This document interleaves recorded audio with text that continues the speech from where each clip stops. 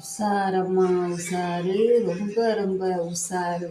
ஒரு பாத்திரம்னு சொல்லி 2 பாத்திரம் ரூ. 100ன்னு குடுக்காங்க. ஆனா, ஈயத்த பூசி வச்சிருக்காங்க. இது ஈய பாத்திரம் கிடையாது. நான் உஷாரா தான் இருக்கேன். இதுக்கு வாங்குனது காரணம் சமைக்கிறதுக்கு நான் வாங்கல. இது வந்து ஒண்ணு ஆட்டுக்குட்டிக்கு தண்ணி வைக்கிறதுக்கு, இன்னொன்னு வந்து நாய்க்கு சோறு வச்சுக்கலான்னு பாருங்க. அழகா இருக்கு. ஈயம் தோத்து போயிரும் இருக்கு. அவங்களுக்கு ரூ. 50 குடுக்கலான்னு சொல்லி நம்ம வாய பிளக்கக்கூடாது. ரூ. 50 எந்த இரும்பு சட்டியும் கிடைக்காது. சாதாரண சிம்பிளா ஒரு சின்ன சட்டி வாங்குறதா இருந்தாலும் ரூ. 250 சொல்றாங்க கடையில. இது ஈயம் கிடையாது. இரும்பு சட்டி மேல ஈயத்தை பூசி வச்சிருக்காங்க. வாங்குங்க.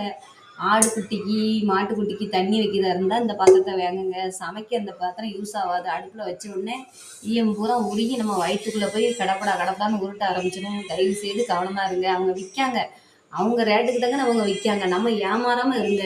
உங்களுக்கு வேற எதுவும் யூஸ்க்குன்னா இதை வாங்குங்க. மற்றபடி சமைக்கிறதுக்கு இது வாங்காது.